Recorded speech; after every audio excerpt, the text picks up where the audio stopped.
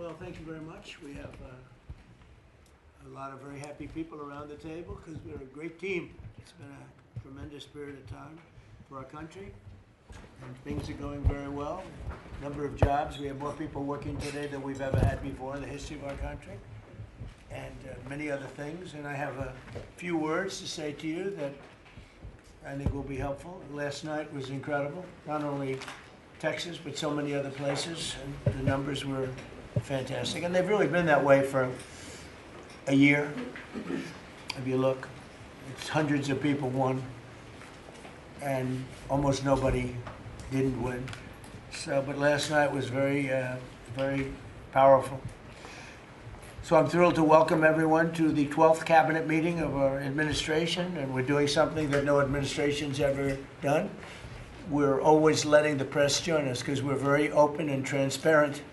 You like the word transparent, but we're more transparent than any administration in history. No, to the best of my knowledge, press has never been invited ever to a cabinet meeting for any reason at all. And it's an honor to have you. This team has achieved more than most other administrations achieve in 8 years. We took the most dangerous, unsafe, violent, and open border in the world. Anywhere in the world, there's no border like the border we had, and created the most secure border in the history of our country. We had no people, 12 months now, no people reported in the last 12 months came in illegally. 0 illegal aliens admitted to the United States in the last 12 months, and those charts are made by, you would say, politically unfriendly people. And the reason they don't come in is because nobody comes up, because they know that they're going to be turned away, and if they get in, they're going to be moved out right away. So it's been 0. You're the one that do the reports. I'm actually surprised by the number because I don't know how it can be 0, but they say it's 0 for the last 12 months. In 2025, we achieved the largest drop in the murder rate ever recorded. So the murder rate was quite high, and we achieved the largest drop in the murder rate ever recorded to the lowest level in 125 years. That's the year 1900. And that's despite the fact that many people came in from prisons and from very rough countries and from mental institutions and from lots of other places, drug dealers, others. They came in illegally during the Biden administration. We've gotten many of them out, but we still have some that we're looking for, quite a few that we're still looking for, but we've gotten over 11,888 murderers were allowed into our country. We've gotten a lot of them out. We've gotten some, we put them in jail. We don't even trust the country to send them because they'll come back in maybe. We put them in jail. 11,888 murders, more than half of which have committed more than one murder. That's what they allowed in. They can never be forgotten for the horrible things they've done to this country. Fentanyl coming across our border is now down by 61%. 61%. And coming in by water, by sea, by ocean is down 97%. Can you imagine? Thanks to our Republican majorities in Congress, we passed the largest tax cuts in American history. All Democrats voted against the tax cuts, putting more money in Americans' pockets. This year, the typical family got tax refunds of almost close to $5,000. The stock market has set 68 all-time record highs since the election.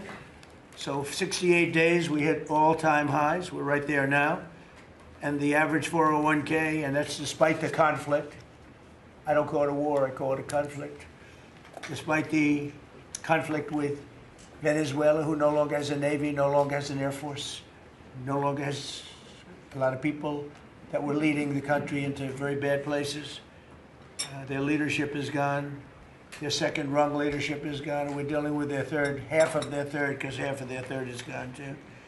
The average 401k is up almost $30,000 since I took office. So the Americans are benefiting working today. We have the most working, and we have 401ks at their all-time high, highest they've ever been. And that goes along with the stock market, which is the highest it's ever been.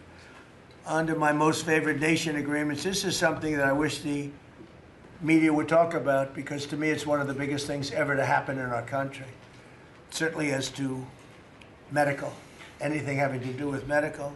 because drug prices, we're delivering record-setting discounts on prescription drugs with price differences of 400, 500, and even 600% at the trumprx.gov.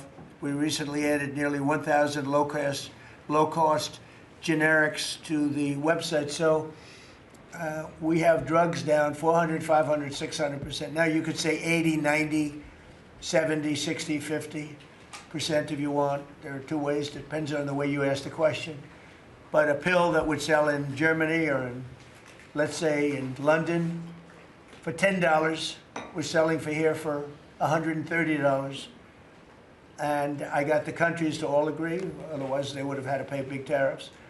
I don't want to go into it, but I had some very interesting discussions. They said vehemently no, and then when I said, that's all right, we're going to charge you 50% tariff on everything you sell into America, they said, well, like we said, we'll say yes. And every single country agreed, and every drug company agreed. So we have most favored nations. So we were paying the highest drug prices in the world. Now we're paying the lowest drug prices in the world. So that pill that I talked about would go from $10 to $20. The world is bigger than the U.S. Hard to believe, but it's true. So it's not like you cut it in the middle. They just had to go up a little bit, but a little bit is a doubling of a price. So a little bit's a lot. So the pill would go from $10 to $20, and we'd go from $130 to $20. Think of that. So we would get, if you remember, some of you were at the news conference I had in my first term where I got the prices down 1/8%, 1/4% my first term. And I was so proud of it because drug prices hadn't come down in 28 years, and I was the first one to do it. But now I'm getting them down, not 1/8%, I'm getting them down 400, 500, 600. Or if you want to use it a different way, you could say 70%, 80%, 90%, 50%. Nobody's ever seen anything like it. And I got that through, well, everybody knew it was taking place, but we paid the highest prices anywhere in the world. Now we're paying the lowest prices anywhere in the world, and the press refuses to write about it. I think it's the biggest thing. And for healthcare, you know, so much of it is prescription drug prices and drug prices. And with them coming down, the healthcare is going to come down very substantially. We recently added nearly 1,000 low-cost generics too, as I said, and that's, you know, 1,000 drugs, and it's all on. And this was not given by me. This was given by Dr. Oz and Bobby, and I, you know, wasn't sure whether or not I loved the idea, but they said we want to use Trump. Trumprx.gov is what it is, and it's the hottest site I think anywhere on the planet, from what I understand, Bobby, right? It's really great. People are calling up and they're buying drugs for a fraction, for literally a fraction of the price. And it should be the biggest story. And on that alone, we should win the midterms. On that alone, we should win the midterms. But the press doesn't talk about it. It's the biggest thing to happen in the drug industry ever, maybe, ever. And the press doesn't even want to write stories about it. We made the largest ever investment in U.S. military, $1 trillion, and we're asking actually for $1.5 trillion for the coming year. And we have the strongest military anywhere in the world, as you know. You saw what we did with Venezuela. That worked out very quickly. And we're doing really equally as well with, but again, people don't want to write about it, with Iran. Iran is very much intent. They want very much to make a deal. So far, they haven't gotten there. We're not satisfied with it, but we will be. We will be either that or we'll have to just finish the job. But their Navy is gone, as I've said 1,000 times. Their Navy is gone. Their Air Force is gone. Everything's gone, and they're negotiating on fumes. But we'll see what happens. Maybe we have to go back and finish it. Maybe we don't. Right now, I mean, you can speak to Steve Witkoff and Jared. They're doing a good job. But right now, I think it looks like they want to just make a deal. They want to. They have. I don't think they have a choice. They're just going back to the internet because they're getting clobbered. Their economy is in free fall. They have 250% inflation. Their money has no value. Their whole economic system is broken down. They thought they were going to outweight me. You know, we'll outweight him. He's got the midterms. I don't care about the midterms. Look what happened last night. That was the prelude to the midterms. People understand it. They know that very simple. Iran cannot have a nuclear weapon. I'm doing that for the world. I'm not doing it just for us. And we've had great support from other nations, by the way. We don't need it at all, but we've had great support from other nations. The problem is you always get the support when you don't need it. When you need it, you don't get the support. With Operation Epic Fury, our warriors are ensuring that the world's #1 state sponsor of terror never obtains a nuclear weapon, and they won't. Under the leadership of Vice President J.D. Vance, very proud of this, the White House Task Force to eliminate fraud is waging war on waste, fraud, theft, and abuse like nobody's ever seen before. He looks like Elliot Ness. Do you ever see Elliot Ness? I'm telling you, the guys that are up there are all central casting and standing behind. What a group of people. No, it looks like a movie. I'm going to make a movie out of it, I think. And they're finding billions and billions and billions of dollars. And I just said, that's good. He said, you haven't seen anything yet. Just said that. And, you know, if he does really great, we'll have a balanced budget without having to do anything. This is the kind of money they stole. They're crooks. They're thieves. And I hope that Todd is going to do a real job. These are crooked people. These are thieves. This isn't like a mistake. Just talking about one person, he got hundreds of thousands, millions of dollars for securing one man, for taking care of one elderly man. He was a service. He got paid millions of dollars for taking care of one man. Total crook. They're all crooks. The Somalians, what they've done to Minnesota, the Somalians, they're crooked as hell. Ilhan Omar, crooked as hell. They're all crooks. And we got them. We got them. Now we're putting the clamps on, but boy, I tell you, that's an impressive group of guys that you have behind you. I was watching that, and a couple of very strong women, too. But I was watching that last night. I said, I'm proud of you guys. In 2 months, we've exposed tens of billions of dollars of defrauded taxpayer money, prosecuted numerous fraudsters, Todd, and stopped billions of suspicious payments, very suspicious. Oh, you haven't seen anything yet? Well, you see, I'm getting reports from Todd, from J.D. I've never seen anything like it. The kind of, just hundreds of billions of dollars was stolen. And no other administration would do what we're doing. Just let it go. Everybody was getting rich.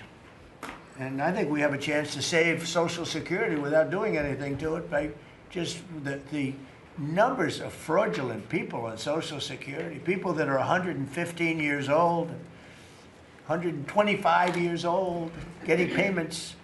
It's funny, I said, oh, do those payments get turned back? No, they accept them. Well, somebody's getting the payment. It's not a person that's 125 years old.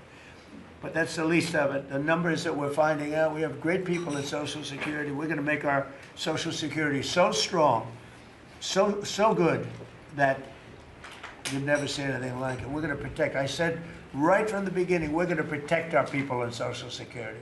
If the Democrats ever got in, you wouldn't have, Social Security would be bankrupt. People wouldn't be getting anything. Last week, they took down 2 of the largest Medicaid fraud cases in Minnesota history, as well as the largest autism fraud case ever charged by the federal government. You saw that with millions of dollars just being stolen. Everybody had autism. Everybody had autism, they said. It was incredible, actually. And I mean, I've just seen I see what they're doing. You haven't seen anything yet. So congratulations, J.D. Be vicious like they are. They're violent people. They're violent, vicious scum.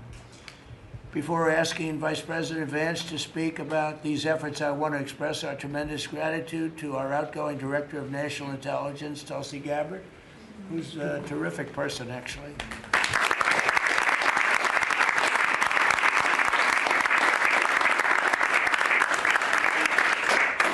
Some findings that were pretty good. And Tulsi's worked tirelessly to restore trust and focus on the intelligence and with the intelligence community. They all respected her. They listened to her. She gave us leads that were pretty much, people thought they were dead and they weren't dead. They were right there, and she was able to expose a lot of things that we used at the FBI with Cash and with Todd and with JD and everybody else. It was amazing.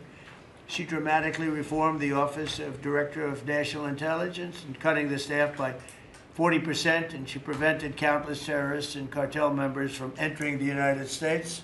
She exposed mountains of evidence related to the Russia hoax, probably the greatest hoax in the history of our country. Although, when you look at the fraud coming out, there's a lot of them. I mean, honestly, there's a lot of them. But the Russia hoax, a great hoax, a very dangerous hoax too, and revoked security clearances of officials involved, and she declassified numerous historic documents of special public interest, including related to the JFK and RFK assassinations, which everybody wanted to see. And we're now releasing a lot of things having to do with space. It's people are very interested in it. It actually became the #1 topic. We're releasing a lot of information having to do with extraterrestrial things, and people are totally fascinated by it. It's amazing. I wasn't sure if they would enjoy it. It's literally trending #1. Can you believe it? So a lot of people out there are like it. But we're releasing all of that information. And Tulsi, we're praying for you and for your husband. Her husband's not feeling great, but he's going to feel great soon. You're going to get him better. And he's a wonderful guy. So just say hello and thank you for the great work you've done. We appreciate it. Thank you very much. And now I'd like to ask JD to say a few words about the war on fraud, followed by Acting Attorney General Todd Blanche, who's doing fantastically, and Secretary of State Marco Rubio, another one. I mean, we have great people. And the Secretary of War Pete Hegseth, Central Casting. He loves war. I don't like that. He's a good man, that one. And Scott Bessent, you talk about a guy doing a job. It's been fantastic. Thank you, Scott. Really fantastic. And a lot of the success that we're having with other countries is what you've been able to do and find. And SBA Administrator Kelly Loeffler, and all of the people here have been great. We're going to just do those few, and maybe if you have some questions, we'll go to others. But everybody around here has got a lot to say, but we did that once and it lasted for like 4 or 5 hours. It was a little much. We want to be open. So now if I do this way, they'll say, he didn't let anybody talk. But let's start with JD, and you can talk about a really, really important thing, bringing our country back to honesty. A tremendous amount of money is involved. Go ahead. Thank you. Yes, sir. Well, first of all, thank you for your leadership, sir, and for making it possible. I often find in the Fraud Task Force that there sometimes are barriers that we need to break down, agencies that need to coordinate, and I'll come to the President and say, Mr. President, I need your permission to do, he'll say, for what? For the Fraud Task Force, and he'll cut me off and say, yes, go do it. So the fact that we have dedicated presidential leadership is really what's made this possible, because it does require we've got great people around the table, but sometimes these agencies don't know how to work together at the lower level, and that's one of the things we've had to turn on and force with the Fraud Task Force. So I want to shout out just a few all-stars here. Linda at the Department of Education has been amazing at finding student loan fraud. You've got people who are either illegal aliens or aren't even actually real human beings who are getting hundreds of millions of dollars from the Department of Education for student loans. We have cut that off. We found a lot. We're going to find a lot more. Scott at HUD has been amazing, because a lot of the fraud that we see is housing fraud, people claiming benefits that they're not entitled to, or again, sir, sometimes completely made up people who exist purely to collect fraudulent money from the American taxpayer. Brooke at the Department of Agriculture, something I had no idea until I started this work, sir, that we send hundreds of billions of dollars to the states to administer the food stamp program. The federal government has no insight into whether those food stamps are going to people who are legally entitled or whether those people actually even exist. And so we're working on a number of mechanisms to actually force the states to verify that the people who receive these benefits are actually entitled to them. And I could go down the list. I've gotten a lot of support from a lot of people in this room. Bobby Kennedy and Dr. Oz have been particular all-stars on this, and Kim at H&HS. What they've done with the Medicaid fraud, we found tens of billions of dollars in Medicaid and Medicare fraud just from their hard work. We've cut that off, and yes, Mr. President, we're going to find a lot more. The final thing I want to say, Mr. President, and I know that Todd maybe has something to say about this as well, but I always try to remind the American people, and certainly remind the cabinet officials. By the way, Kelly at SBA has found tens of billions of dollars that were from fraudulent loans that were giving under the Biden administration, and we've now cut that off and recovered a lot of that money. So this has been a whole of government effort, Mr. President. The team really deserves a great deal of credit here. But the final point I want to make, sir, is I always try to remind the American people that fraud is fundamentally a crime with two victims. The most obvious victim are the American taxpayer. They pay their taxes, they expect the money to go where it should go, and that's not happening because of the fraudsters. But there are also victims, people who benefit from these programs that don't exist if we're not actually taking care of the fraud issue. And let me just give one example to build on something you said earlier, sir. One of the people that Todd just prosecuted was a person who was collecting a lot of money from the American taxpayer to take care of elderly citizens, people who worked their entire lives, paid their taxes, should have had dignity and nobility in old age, but it was deprived from them from fraudsters who say that they're taking care of them, who collect a check to take care of them, but then abuse and neglect these people. And particularly one man who died because he wasn't getting adequate care, and that guy was still collecting benefits to take care of a person who he had completely neglected. So not only do you have an American taxpayer who's paying into these programs, you have an elderly citizen deprived of his dignity because we're not going after the fraudsters. Well, now we are. How much money did he get? Sir, hundreds of thousands of dollars, maybe more than that, but we think that that exact type of fraud has been replayed all over our country. That particular case was outside of Minneapolis. We expect that there are tens of thousands of people who are collecting fraudulent money to take care of people, and they're not actually taking care of them. We're, of course, going to get to the root of as much of it as we can. But again, sir, it's been, I wouldn't say fun, because you find out how much people have been taken advantage of, but it's certainly very good and valuable work. So thank you for giving me the opportunity to do it. Well, thank you very much. Yes, sir. Attorney General, please. I'll just continue to talk about what the Vice President was just talking about. The way that we are actually, it's one thing to uncover fraud, which we've done, and that's part of it, but it's also prosecuting the bad guys that are doing it and stopping it from continuing. And that's where you have, everybody in this room has inspector generals. And for many years, these really hardworking law enforcement members would identify fraud, and nobody did anything about it. DOJ prosecuted it, but spent a very little resources on that. So what we've done just in the past 51 days, over 400 law enforcement actions in this country related to major fraud. That's search warrants, that's arrests, that's convictions, that's indictments that are filed, and that's just 51 days. And it's not just the great prosecutors. It's the FBI agents, it's DHS and HSI agents. It's everybody in this room that has inspector generals that are now, they have been freed up. And it's because of you, it's because of the Vice President saying this is going to be a priority of what we are going to do, not just the Department of Justice. Even though we're the prosecutors that are putting bad guys in jail, it's also the law enforcement at every agency, FBI and DHS. And so we're already seeing results. We had a $1 billion fraud, a conviction at trial last week out of Florida. And this was an organization that was stealing from senior citizens in Florida, duping them. There were call centers set up in the Philippines, and they were duping them to buy medical equipment that they didn't need, that they would never get, and that the taxpayers paid for. And so that's a good win. We arrested 15 guys in Minnesota last week. The Vice President mentioned one of them. These are people that are not, they're just stealing, and many of them are here illegally. And so you have people who are in this country illegally who are then taking advantage, and the Vice President says something a lot that resonates with me. The generosity of the American people, the generosity of everybody in this room, the leadership, to take care of the people in this country that are the most, that deserve it the most. Children who are supposed to get food at school, and you have men just stealing, taking that money. And so that's what we're focused on.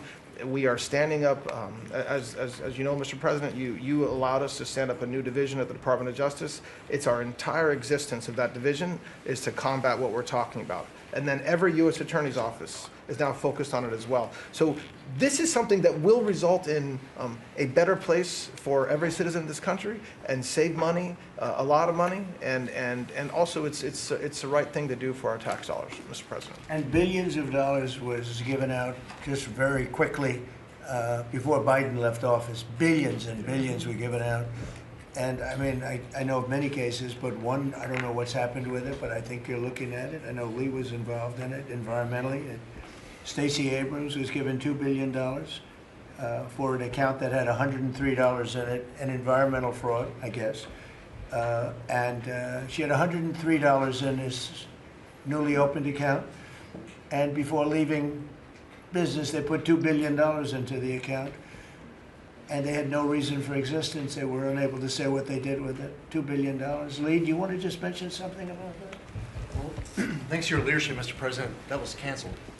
And they no longer have access to that $2 billion. They fought like hell. They wanted that money. Go In ahead. fact, it was over $29 billion that it's now been canceled at EPA. You told us to make it a priority. Now this happened as soon as you came in. After the election, before your inauguration, they were caught on video saying that they were rushing to get billions of dollars out the door before you're swearing in because they were afraid that once you were sworn in, you were going to stop it. Well, that part, they were right. We did. Yeah, we did. Great And job. yeah, no, we're happy to do it, Mr. President. And the Department of Justice under Todd Blanche's leadership, they just secured another big win in the appeals court on some recently canceled grants for different agencies. So great attorneys making sure that this accountability is delivered over the finish line. It's been a great team effort. And we're building more, most importantly, we're building more factories and plants in the United States now than at any time ever before. $18 trillion coming in. That's not including the 12th month, that's 11. And I say it often that the Biden administration had much less than 1 trillion, and we have 18 trillion. And when those final numbers come up, they'll be even higher than that. That's a record in the history of the world. No country's ever done that. And that money's going into plants, and you are giving them very fast approvals, thorough and environmentally correct, but fast approvals, and you're doing a fantastic job. Thank you very much. Another man doing a fantastic job, I think we all agree, is Marco. You're all over the place, right? I watched you last night at 3 different locations. So tell us about Iran. Well, first of all, the bottom line is Iran's never going to have a nuclear weapon. And if recent events have done anything, is just remind us once again that they are the world's leading sponsor of terrorism. And they can never have a nuclear weapon. Now, the president's preference, Mr. President, your preference is told us repeatedly, is always to negotiate these things and to figure out if you can have agreements. Diplomacy is always the first option. And we continue to work on that through your envoys, Mr. Woodcoff and Kushner and others, the vice president, who've been very involved. And if there's an agreement to be made, we want that to be made. I think there's been some progress and some interest, and we'll see over the next few hours and days whether progress could be made. I just want to remind everybody, Mr. President, you know this well, you have other options available to you if that doesn't work. But the bottom line is that we prefer the negotiated diplomatic route, and we're going to give it every chance to succeed. You know, you're giving it every chance to succeed, Mr. President. But here's the bottom line, because I keep getting asked, what is this all about? It's very simple. Iran and these people in charge of Iran can never have a nuclear weapon, and they will never have a nuclear weapon, and they most certainly will not have one as long as you're President of the United States. On that point, it's very clear. Just 2 quick things I want to touch upon. One, you touched upon the border and security. Part of securing our border is dealing with the people that are in this country unlawfully, many of whom do not want to go back to the country that they originally came from for a variety of reasons. Either we can't send them there or some judge ties us up. And one of the key things we have achieved is now 20 countries have signed third country national agreements, meaning these are safe countries where individuals who refuse to go back to their country of origin can be sent to that country instead. We've gotten 20 countries now around the world who have signed agreements that allow us to deport people to those places. What often happens when you go to the person who's here unlawfully and say, we're going to send you to this third country, is all of a sudden they decide they'd rather go back to their home country instead. So it gives the ability to enforce our laws, and we work very closely with the Department of Homeland Security on that front. Something else that I know is concerning people, because it's on the news, is Ebola. Our number one obligation, you know, we're involved in foreign policy, but even our foreign policy, the number one priority of our foreign policy is to protect the American people. We cannot and will not allow any cases of Ebola to enter the United States. And so the State Department and other agencies represented here, the Centers for Disease Control, HHS, others, are working very, very hard to contain this crisis to the countries where it's currently located, particularly the Democratic Republic of the Congo.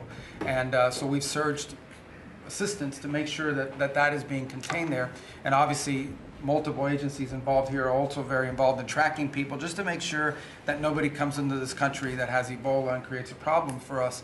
And we feel like we've got good efforts in place to do that, and Americans should feel assured that the President and his administration is doing everything we can to protect them on that front. My last point, you said I was all over the place. One of the places I stopped in last night was to initial the Trump Route for Prosperity in Armenia. This is a key linchpin of the peace deal that you were able to achieve between Armenia and Azerbaijan. And in addition to that, we also signed a critical minerals MOU with them and a strategic engagement one as well. So just a reminder of another war you helped to settle, Mr. President. But from that now we are seeing the emergence of a great new relationship with Armenia that really had grown stagnant for a very long period of time. So we're doing well on that front as well. Thank you. And could I just ask you, Cuba and Venezuela, what's going on there? Well, interesting. On Venezuela, that process continues, that three-phase process, of obviously stabilization, recovery, and transition. I would just say, just since January 3rd of this year, okay, and I think this number's right, and Chris or Doug can correct me on this, but I think over 10 million barrels of Venezuelan oil have been delivered to the United States since the 3rd of January. That industry is being professionalized for the first time ever. It's going to the benefit of the Venezuelan people. They are selling oil in the market at market rates. The money's going to an account in the United States, controlled and monitored by Treasury, audited by KPMG, and it's for the first time ever the money's not being stolen. It's going to the benefit of the Venezuelan people. Cuba's in a lot of trouble because, unfortunately for them, it's run by a bunch of incompetent communists. And being communist is bad. Being an incompetent communist is like the worst. And but the country's been taken over by this company called Gaesa that basically controls 70% of the economy. None of the money in that company goes to help the Cuban people. None of it. So we'll be talking to them. We'll be working on it. We want something good for the Cuban people, and hopefully there'll be a good outcome there for them. There needs to be. It's 90 miles from our shores, and having a failed state 90 miles from our shores is a threat to the national security of the United States. So we're producing right now more oil by double than Russia and Saudi Arabia combined. There's never been anything like that. We don't need oil, we don't need the Straits, we don't need anything, but we have more oil now being produced by 2 times than Russia and Saudi Arabia combined. It's a great stat. Do you want to say something about that? Well, I would, President Trump, under your leadership, we've opened up lease sales on public land. This is land that was put away for the benefit and the use of the American people, like the Strategic Petroleum Reserve in Alaska. The Biden administration had illegally stopped holding lease sales during their administration. President Trump famously said, drill, baby, drill, but before you can drill, you've got to open public lands. Between the lease sales that have happened in the Permian, in the Bakken, and on the North Slope, just since January of this year, it's over $4 billion of revenues come into the Treasury. That's 13 times more than the Biden administration brought in on lease sales in the entire 4 years they're in office. Sir, your policies brought that in 5 months. So with that, a lot of excitement, a lot of activity. We also inherited, just in one district in Carlsbad, New Mexico, 5,600 unprocessed applications to drill for oil and gas on public land. And when we're drilling on public land, those companies pay a royalty, and that money comes to all of our citizens, and it goes to local school districts, and it goes to states. It is the core of the economy in parts of our country. The team down there working for the Department of Interior, Bureau of Land Management, has dropped that by 91%. It's one of the reasons why they had a record lease sale. It's because now people go, I can bid on federal land and I'm going to get a permit to drill, and it's not going to take me 5 years to get it. I'm going to get it in a month or less. And so it's exciting to see your vision, and of course, with this energy dominance, us, as you just noted, largest oil producer in the world, largest natural gas producer in the world, largest natural gas exporter. This is an opportunity for us to bring prosperity and affordability here at home, but also bring peace abroad. So, President Trump, your energy dominance strategy with Chris Wright, Lee Zeldin, and all the people that are working on this, people around the room, it's been really incredible. And of course, you mentioned Venezuela, but all that flowing to our Gulf Coast refineries is also helping to keep the price of gas down at home. So again, it's an amazing transformation. Bottom line is the center of geopolitics around energy has moved from other parts of the world to the Western Hemisphere in the last 5 months. You turn Venezuela from a sanctioned adversary into into a strategic ally in 45 minutes. Never happened in history before. And what's going on in Alaska. When I was there last week in Alaska, the North Slope, 80,000 barrels a day coming online at Pica. That wouldn't have happened with you. It's up by Willow on the North Slope. That's going into the Alaska pipeline. 20% increase just off that one field. So amazing work. Energy's a high-tech industry, and those guys are crushing it, and they're loving the fact that they can provide affordable, reliable, secure energy for America. And we're working very hard in California. You know, a lot of people don't know this, but California has tremendous oil reserves. It used to be number 3 in the nation, and the radical left has just wiped it out. And we're working very hard to get that open again and get it so the people, their gasoline prices, their lack of energy is just staggering. It's staggering. And we're actually making very good progress. Even people that were against that at one point, now they're saying, wow, that'd be great. But people don't realize it was one of the, right, Chris? It was one of the top drilling states, one of the, I would say in terms of reserves, as among the top in the country. Nobody thinks of that with California. Everything was just closed down, really violently closed down.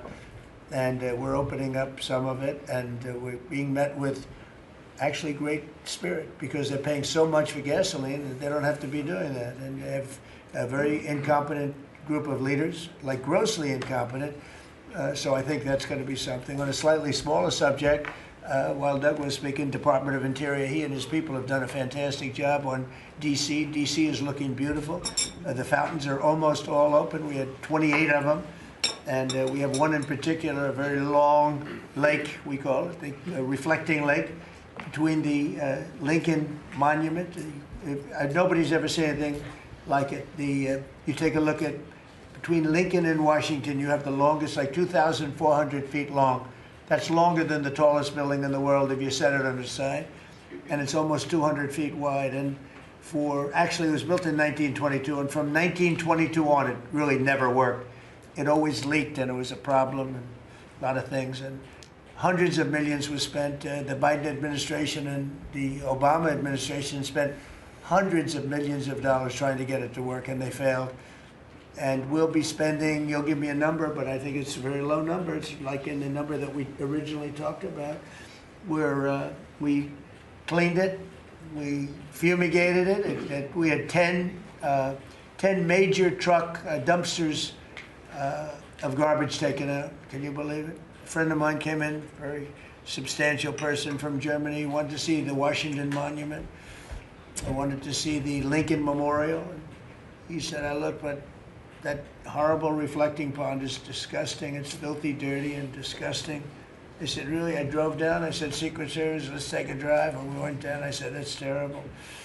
And for the most part, it didn't work. I mean, they wouldn't even have water in there. But when they did, it was just dirty, filthy water that leaked out. And we got to work on it. And it was supposed to cost almost $400 million, because it's like putting the skin on a skyscraper, but bigger, much bigger. Many skyscrapers, you could almost say, other than for the world's tallest. Think of it, the world's tallest skyscraper is shorter than 2,400 feet. So we went to work, and over the years I built hundreds of pools. I build them every time I built a building. I always like to build Olympic-sized swimming pools, and I was very aware of swimming pool, what goes into making a swimming pool. It's not as simple as people think. You never want it to leak. You want to have beautiful surface. I said, you know, I have an idea, Doug. We sat down. I said, let's take that long thing where we're going to fix it with concrete, which leaks, concrete, all sorts of other materials that all leak and don't look good. They're gray.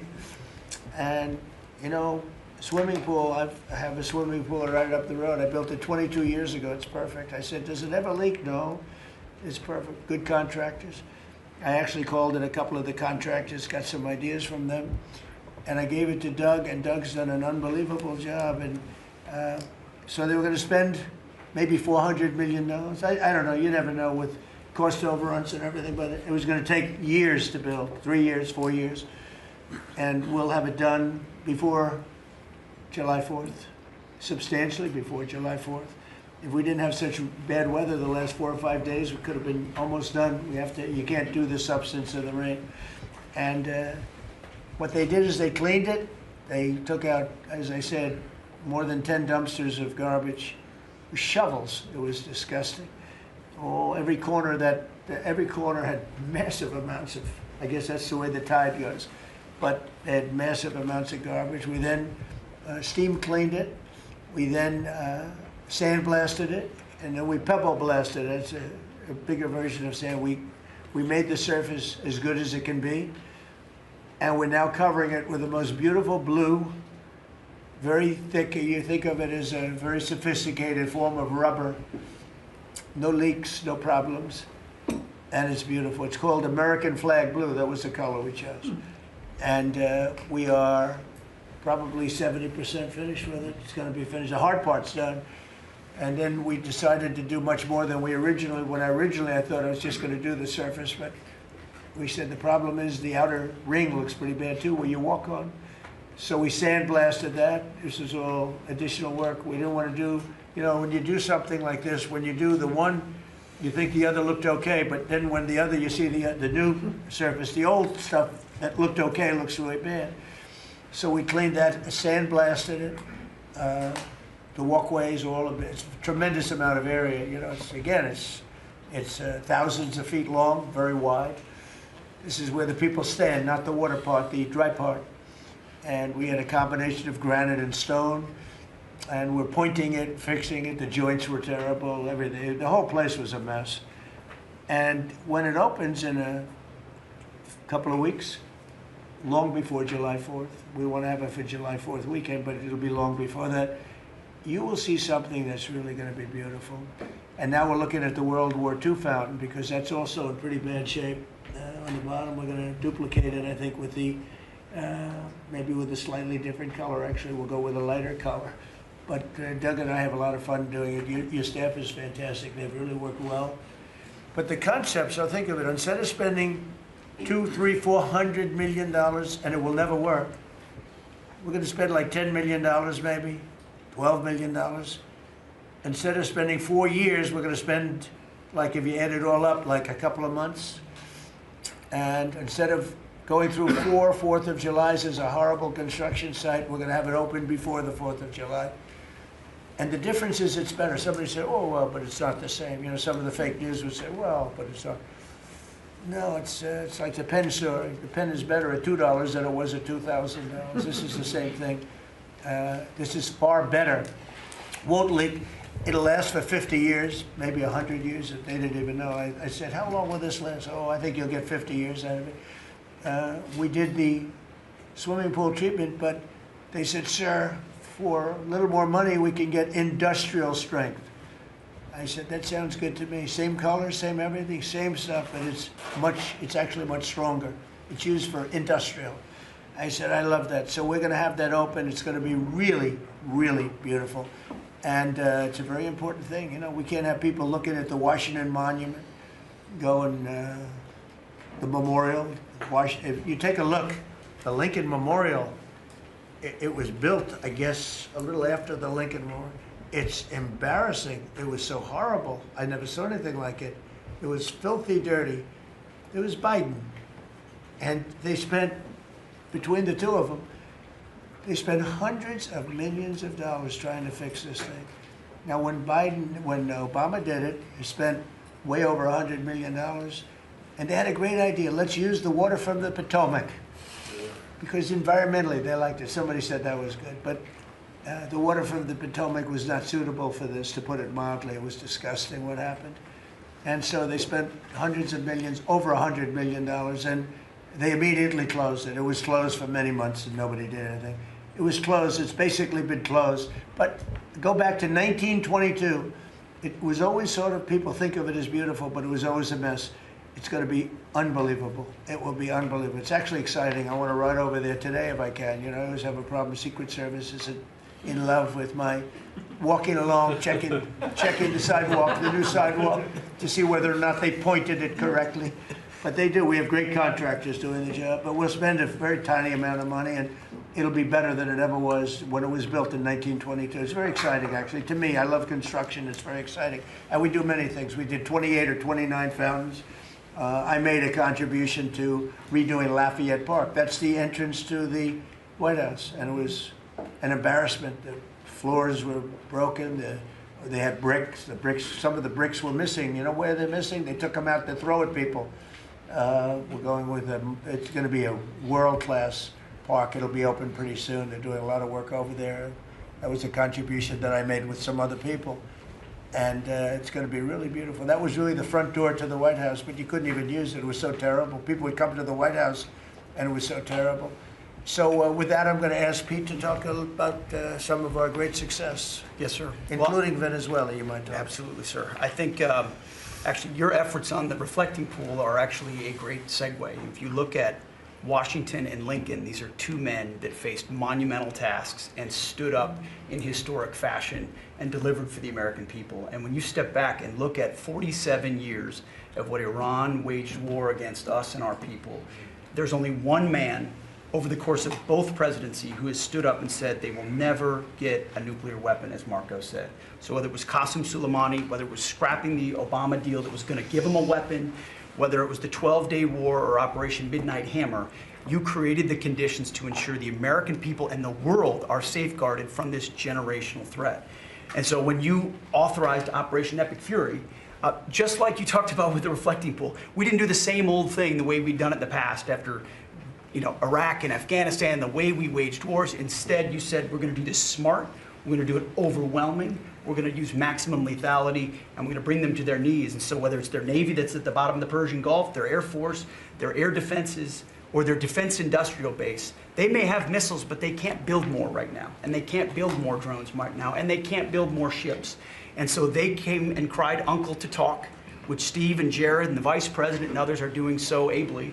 And during that time, we put in a world-class blockade. And they haven't been able to bring anything in or anything out from Iranian ports. And we know from the intel that their economy is hurting big time because that is their lifeblood. And again, bringing them to the table. So whether it is through the efforts of your negotiators that they ensure that they never have a nuclear weapon, or we have to go back to the War Department to finish the job that way, we're prepared to do that. And I think even our reach on the dark fleet of Iranian tankers, no Iranian tanker around the globe is safe. And we've seen seizures all around the globe, again, choking off their economic lifeblood. But all of this is possible, Mr. President, thanks to the investments that you've made in this department, firing on all cylinders. For the second year in a row, we're at historic recruitment rates. Last year, we said that here. This year, we beat it even faster. The American people are excited about what you're bringing to our department. Our defense industrial base, $50 billion in private investments. Because of the meetings you've held, defense manufacturers are investing in new plants and new manufacturing, new production lines, so that we're getting weapons faster than ever. And then the $1.5 trillion that you've committed to the department going forward, that's 1 million American jobs. 1 million American manufacturing jobs. That's Golden Dome for America, that's F-47, that's B-21, that's $50 billion in drones. We're going to lead the world in drones, shaving years off of production of all of those, everything under budget and ahead of schedule, which is what the warfighter deserves. And we saw it, you mentioned Venezuela, Mr. President, you saw it on display there.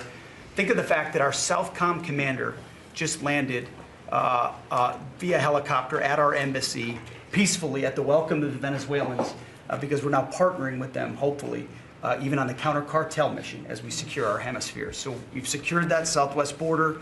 We're going to war with the cartels through the America's Counter-Cartel Coalition. Venezuela is a big part of securing our energy future and defending the homeland. And then I just want to note one more thing to give you a sense of how committed this president is. Maybe a year ago, he heard the call of Nigerian Christians who were being targeted and killed by ISIS in Nigeria. And he said, Pete, I want the War Department to focus on ensuring that we do everything we can to protect those Christians. Partnerships like that can take time behind the scenes, but he never wavered on it. And we got the assets there, and over the last month, and there hasn't been much coverage of this, we killed ISIS #2 in Nigeria, who's most responsible for killing Christians and trying to target the U.S. homeland, and have since, because of the intel we gathered, killed hundreds of ISIS members who were targeting and killing Christians in Nigeria, creating a whole new opportunity there. So there's a lot of things we do that the media pays attention to, and a lot of things that the president empowers the department to do on behalf of the American people that he deserves great credit for. Thank you. Great job. You're doing a great job. I just want to say on recruitment, We're very proud of the fact that for the previous 4 years, previous administration, they couldn't recruit people. And that included, by the way, police and firemen and others. They were not proud of our country. And they couldn't recruit. Anybody with a uniform was having a hard time recruiting. And they set record low numbers. They were way, way behind. And literally from November 5th it started. It started even before we got going. But from the time we won the election to now, we've had numbers of recruitment, the likes of which we've never had. Record recruitment in every single branch, and that includes police and firemen. Record recruitment, so we're very proud of that. Thank you, great job. Thank you, sir. Kelly, please. Mr. President, you have made us a nation of builders again. You're leading us to the greatest economy that the world has ever known, and I see that every week as I travel this country, main streets across dozens of states, from Alaska to Maine. I've been in many of those states 2 or 3 times. I hear it everywhere I go. Please thank the President for putting us back on track. They thank you, they love you, they want more of what we're doing, tax cuts, deregulation, fair trade, energy dominance. Small businesses are spring-loaded, and we see that in the jobs numbers. In the last 2 months alone, we've created over 300,000 private sector jobs in this country. Most jobs are created by small businesses, 2 out of 3. And small businesses, as you know, make up 99% of all businesses in this country and account for half of our GDP. So when that part of the economy is finally working again, they've gotten out from $5 trillion of regulation that the Biden administration put on hardworking small businesses. They penalized growth, investment, hard work, and success. But thanks to the working family tax cuts that every single Democrat voted against, hardworking families, the welders, the waitresses that I meet on factory floors across this country, from Pennsylvania to New Mexico, where I'll be tomorrow. Brooke and I are going to Arizona tonight. So we see this everywhere we go. It's one of the most underreported stories in the media. Main Street is back, and that's because America first. I'll tell you the other thing about fraud. Small businesses are particularly hurt by the fraud because they're some of our biggest taxpayers in the country. And they show up every day. They work hard to provide for their employees, to build their businesses. They're doing it the honest way. And they see fraudsters taking from the American people. It's taxpayer money. And so you think about, at the SBA, we found $200 billion in fraudulent PPP loans that the Biden administration tried to hide and forgive and sweep under the rug. We've turned the first $22 billion of that over to Treasury for collections and to DOJ for prosecution. Our Inspector General is already announcing that people are going to jail. There are jail sentences now being served. We've announced that 140,000 people have been barred from ever getting SBA loans again, defrauding the government for about $9 billion. So we are going to continue our work under the great leadership of Vice President Vance and appreciate the partnership because it's really accelerated our ability to get the job done. But then just back to small businesses. We have record business formation in this country. That's another story that the media won't tell you. Over 500,000 businesses on average a month this year. So it's not just record people working, strong job creation, business formation at all-time records in this country, but we have manufacturing expansion 4 consecutive months. That means that's a leading indicator, meaning that we have expansion coming. Another story the media won't tell you, 98% of all manufacturers are small businesses. 75% of our defense industrial base is small business. They're our main exporters. And so America first, free trade, fair trade, deregulation, tax cuts, and energy dominance is helping workers on Main Street, and that's why they tell you to tell me to tell you, Mr. President, thank you, and they love you. Well, thank you very much. Great job. Thank you, Kelly. And I just say, you know, we went to China last week. We had an amazing meeting with President Xi. The relationship's very good. We're doing a lot of business with China now, but it's not where they were ripping us off. For years and years, they ripped us off like nobody ever got ripped off. Now it's a very profitable business that we do with China. And they respect our country again. We have the strongest military in the world by far. They respect our country again. Scott, please. Sir, on the economy, 2 words, resilience and prosperity. The continued resilience of the economy speaks for itself, even during the Iran conflict. And it speaks to the strength of your leadership. Pro-growth policies are creating conditions for American families and businesses to prosper. We're entering the second half of our 250th anniversary year with renewed optimism and momentum. It has never been a better time to be an American, and as you said earlier, we have a record number of Americans working. The economy that you are building is not only strong, but secure and resilient and better positioned to compete globally. Real GDP has risen 2.7% over the past 4 quarters, something that many economists said couldn't be done. In the first quarter of 2026, despite the Iran conflict, GDP grew at a 2% annual rate. The Atlanta Fed GDP now is predicting 4.3% for this quarter. In terms of prices, I believe the prices are transitory. Oil will be lower than pre-conflict levels when this ends. Natural gas is already down, as you mentioned. Drug and pharmaceutical prices, they are plummeting, and rent is down. We are more resilient to energy price fluctuations due to your energy dominance agenda, to regulatory efforts, and we have never sold so much energy to the rest of the world. Business investment rose at a 10.4% annual rate in the first quarter. Capital expenditures and business equipment rose more than 17%, and that is as a result of the tax bill and tariffs. Jobs related to commercial construction, factory construction, are up 90,000 since your inauguration. In the past 2 months, the private sector, as Kelly said, has added 313,000 new jobs. And those are private sector jobs, sir, including 13,000 manufacturing jobs. We have construction jobs. We're building the factories, and those will turn into manufacturing jobs.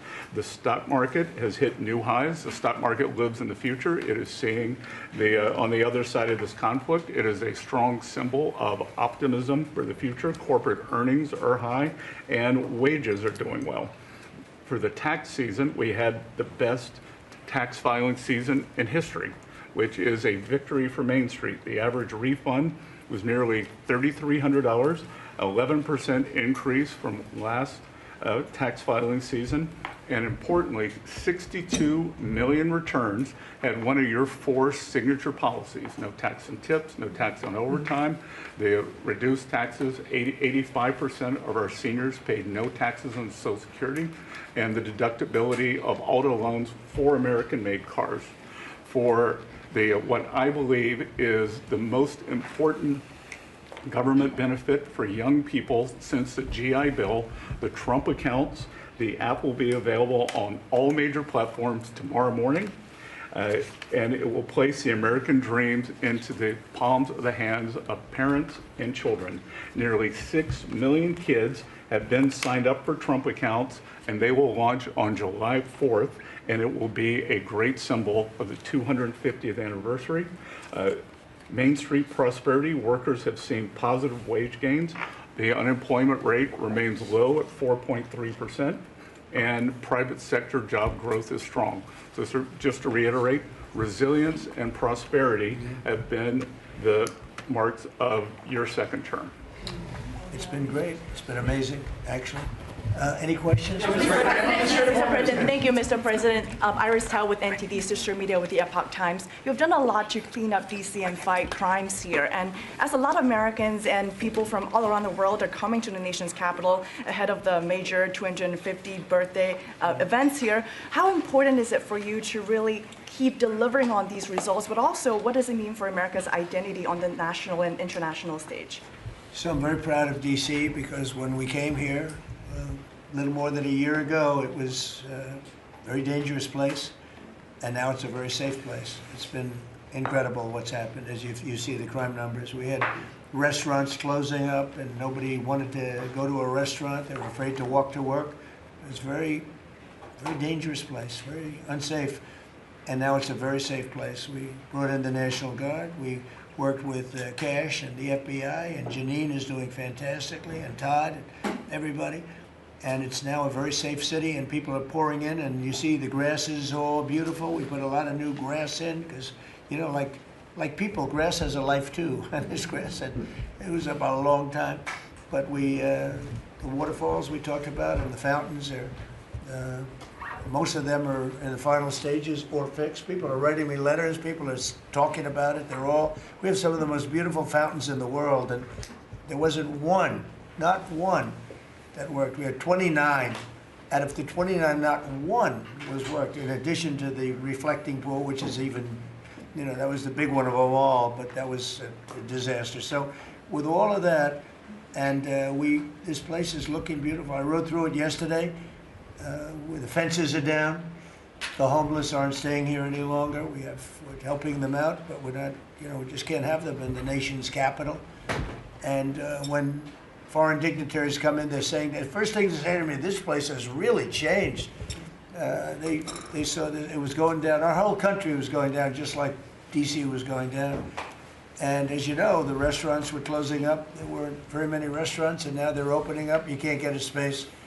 And everyone's going out to dinner and they're safe. And we have the national security and we have the National Guard, and we're going to keep them. I want to, by the way, just in case I mentioned, keep them. And don't lower the number either. Absolutely. Somebody said, oh, are there less? I said, I hope not, but don't lower the number if you don't mind, okay? We're going to surge this summer, too. Yeah. They look great. You know what? They give people, we took out 5,000 criminals, hardcore criminals. By the way, 90% of the crime is calculated. 2% of the people do 90% of the crime. That's a great number. Because when you get rid of 2%, 2% you can get rid of. 90% you can't get rid of, 2%. So 2% create 90% of the crime, 91% actually, to be exact. And we moved 5,000 people, Todd, out of here. These are career criminals. Many of them came over from the last administration through the open border, the ridiculous open border, no vetting, nobody knew who they were. They came out of prisons, they're drug dealers, there were people from mental institutions. And Washington, D.C. is now a safe and beautiful place. And it's only going to get more beautiful. Yeah, please. President Trump, thank you so much for having us in here today. What are your thoughts? Why do you think that Joe Biden is trying to sue the Department of Justice, former President Joe Biden, to have his tapes that he did interviews on blocked from the American people hearing them? Do you think that he's trying to hide something? And maybe Acting Attorney General Todd Blanche could comment on if they will countersue and release those tapes to the American public. Are you talking about it with respect to his book? With respect to his Well, memoirs. I'd like to see it. I don't know. Maybe there's some constitutional reason. I don't know. I would like to see what he has to say, because we can never allow what happened to this country to happen. The man was grossly incompetent, and the Democrats, I call them the Democrats because the policy is so bad, but they came very close to destroying our country. We can never let it happen again. And I hope that you're able to produce that. I think it would be a very interesting reading for people. On the Strait of Hormuz, Mr. President, Iran wants control of the Strait of Hormuz. Would you accept a short-term deal that allows Iran and Oman to control the strait? And would they have to open it immediately, or would you be open to that happening over a period of time? No, the strait's going to be open to everybody. And who would control it? It's international waters. Nobody's going to control it. We're going to watch over it. We'll watch over it, but nobody's going to control it. That's part of the negotiation that we have. They would like to control it. Nobody's going to control it. It's international waters, and Oman will behave just like everybody else, so we'll have to blow them up. They understand that. They'll be fine. Mr. President, thank you. How much economic pressure do you feel to get the Strait of Hormuz open? Well, you have to say, the United States has so much oil that we are an exporter of oil. So we have plenty of oil. We're very lucky. We're blessed with the greatest piece of land in the world from that standpoint, and we have more than anybody else. And now when you add Venezuela to it, we have, I think, 64% of the world's oil. And we're getting along very well with Venezuela, by the way. It's being run really beautifully. The big companies are moving in. It's going to be amazing, because it's also, like us, they're very blessed in that sense. But we have natural energy that no other country has. We have more than anybody else. So it's really a world problem, because most of the world doesn't have that. And we're making it available. During the closing, I don't know if you've seen some of the satellite pictures, boats, hundreds of boats lined up. It looks like, I used to say, the Long Island Expressway with cars. They're lined up, and they're coming to Texas, Louisiana, they're coming to Alaska to fill up their boat. They're big boat. Some of them are really big, 2 billion gallons. Even bigger than that now they make them. They make them up to 4, Chris, I hear. Now they make them up to 4. The 4 are now the big ones. Used to be the 1s. Now it's 4 million barrels of, think of that, 4 million barrels of oil in one boat. But they're lined up and they're right now heading to Texas, and they've already filled up and they've gone back. In addition to that, you have a lot of boats, you have about 1,500 boats in the strait wanting to get out, and at the right time we'll release them. But the American people, sir, are seeing higher gas prices. Yeah, Now, it's are. come down a little bit, but it's still $4.45. Oh, it'll come down a lot. It'll come down to where it was before. We had it, when I was in Iowa, we had, we're driving by and we saw gas stations, $1.90 a gallon, $1.85, $1.87 were the three that we saw.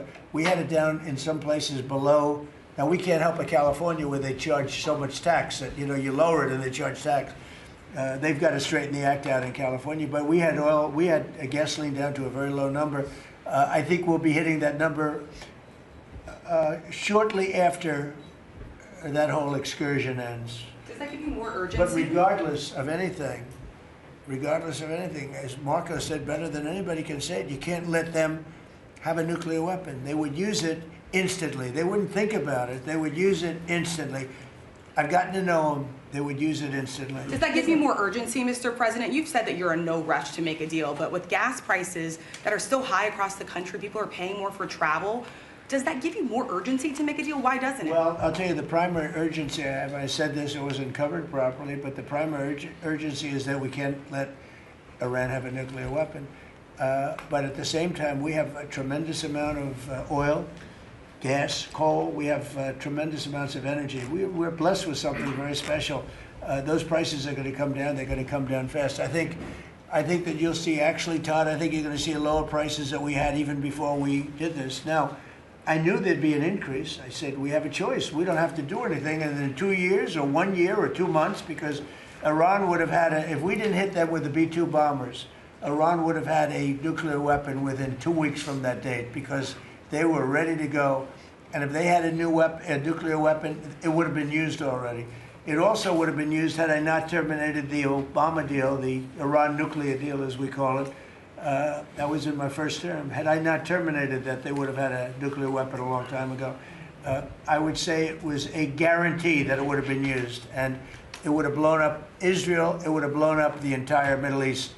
And that's never going to happen. Yeah, please. Mr. President, on the shooting on last Iran, weekend. would you be comfortable with Russia or China taking their stockpile of highly enriched uranium, and have they offered to do that? No, I wouldn't be comfortable. Mr. President, That would not make me comfortable. is the U.S. considering easing sanctions on Iran to allow Iran to sell its crude to market? No, we're not talking about any easing of sanctions or giving money. No sanctions, no money, no nothing.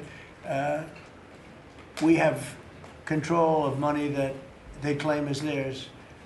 We'll keep control of that money. And when they behave properly and when they do what's right, we'll let them have their money.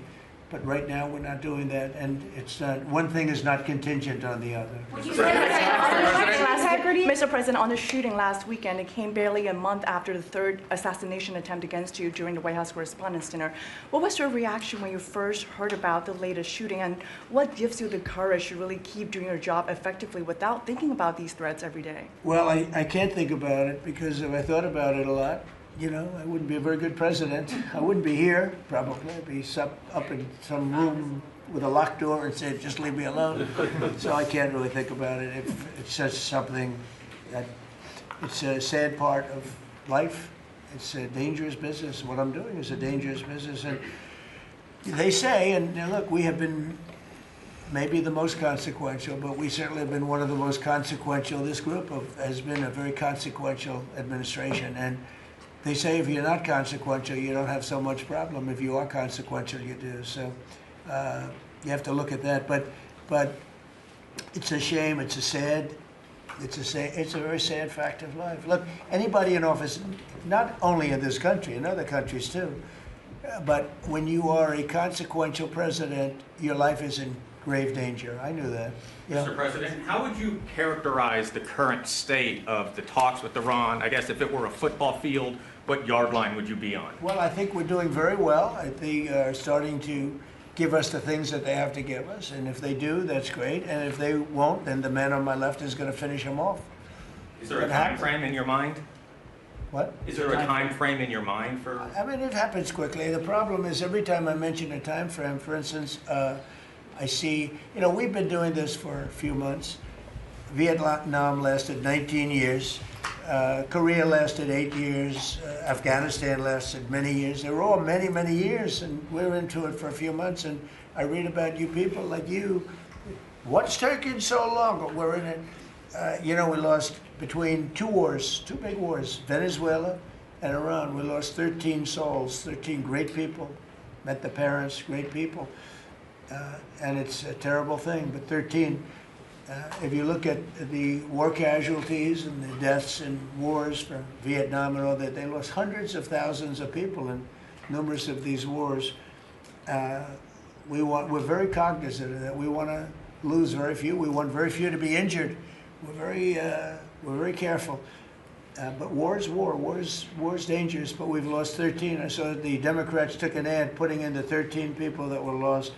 And when you look at hundreds of thousands of people that were lost in the Middle East, Iraq, all the different wars we were in, we have done an amazing job. With that being said, I hate to lose 13. I hate to lose one, but we've been very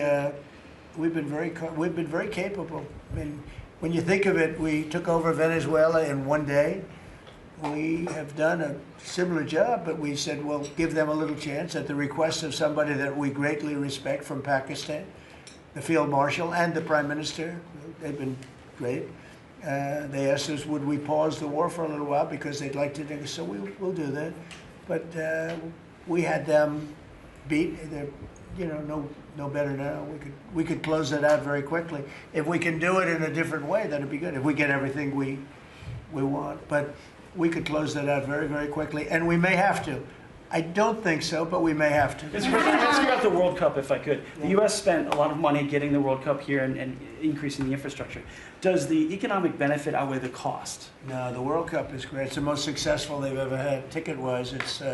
They've never had anything that sold so quickly. It's amazing because it's the United States. You don't think of I call it soccer. It's just easier to do because we have football and they have 2 footballs, right? They call it football. But most people never thought they'd see anything like that. The World Cup, it's turned out to be the most successful World Cup from the standpoint of what's happening than they've ever had. Yeah, please. Thank you so much. Rowena Ortiz with Turning Point USA. I have one question for you and one question for Vice President J.D. Vance on fraud.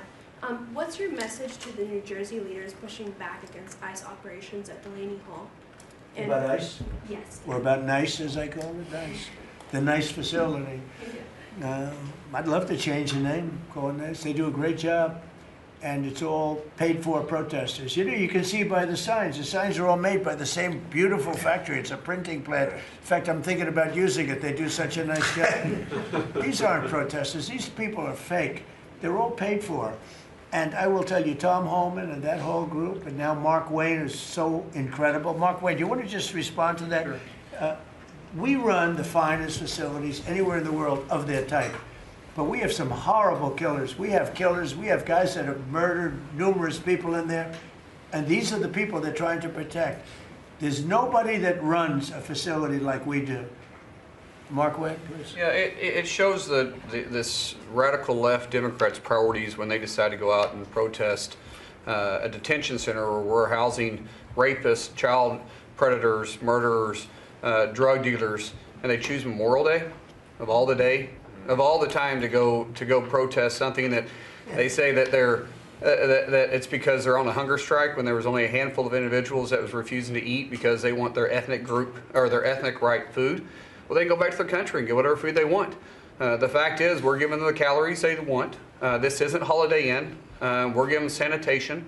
But for the Democrats and the governor, like Governor Sherrill and Senator Kim and Senator Booker, to go out and do something like this of all the days is very frustrating. And we see Antifa signs are literally out there. The local police literally refusing to respond. They barricade it, not allowing our employees to come in and out. ICE has to go out there, remove the barricade, and then you have one of the senators complain because he got splattered with a pepper ball. I'm sorry, you probably shouldn't have been there.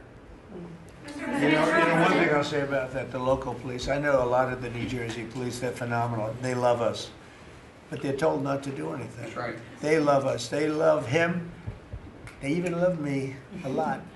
And I'm in New Jersey a lot. It's great. I mean, I think it's a great place. It's got a group of people running it now that are having a hard time. But they really like this administration. They love this administration more than any administration they've ever had. And they're thanking me all the time. And, you know, I see those guys going up and down the Jersey Turnpike with their big, beautiful hats on. I say, I'd like to look like that someday. You know, they're great. No, these are great people, and they love him, and they love ICE, and they love the Border Patrol, and they're not allowed to talk to anybody. It's like, but it all comes from the top. They have to follow orders. They want to keep their jobs.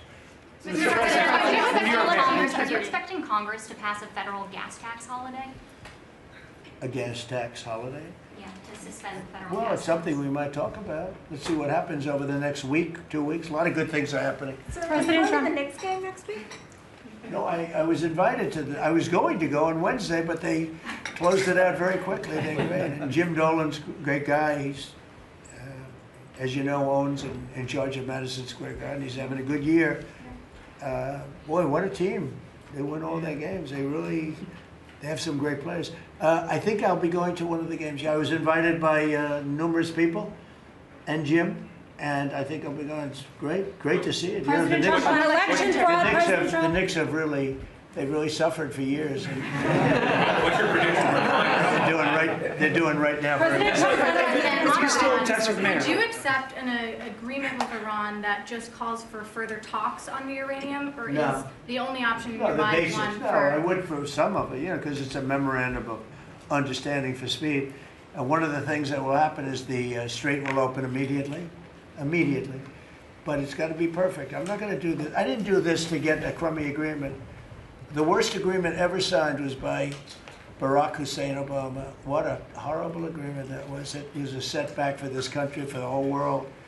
The Middle East would have blown itself up. No, I would like to have the countries we were talking about, with Saudi Arabia, UAE, Qatar, and the others, we'd like to have them immediately join and Steve Witkoff is working on that with Jared and some others, but would like to have them join the Abraham Accords. It'll be historic if they do it. And I think they owe that to us, to be honest.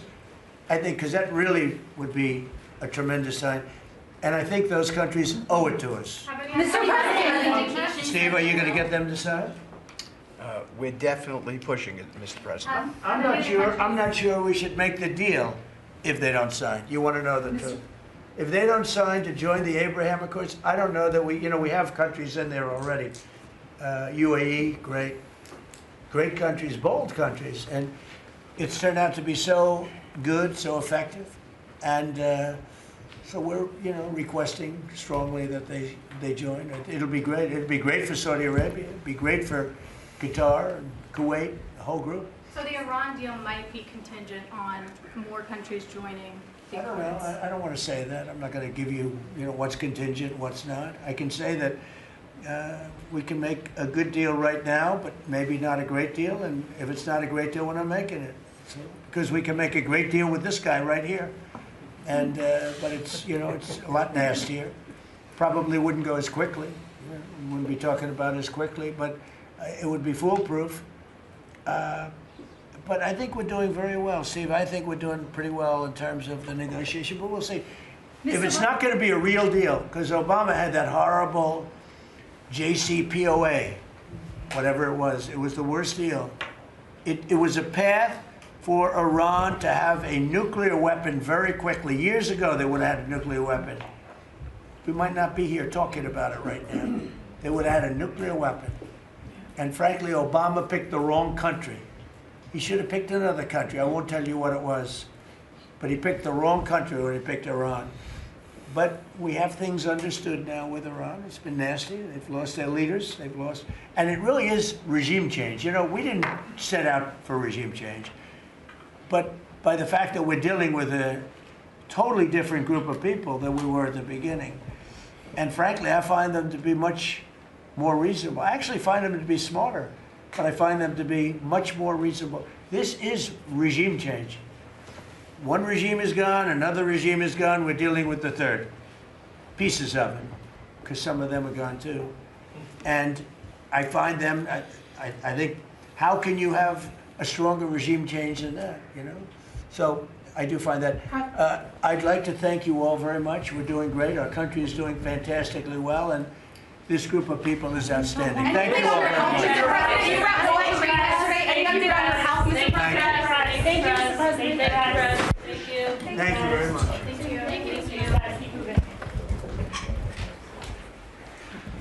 Thank you, Fred.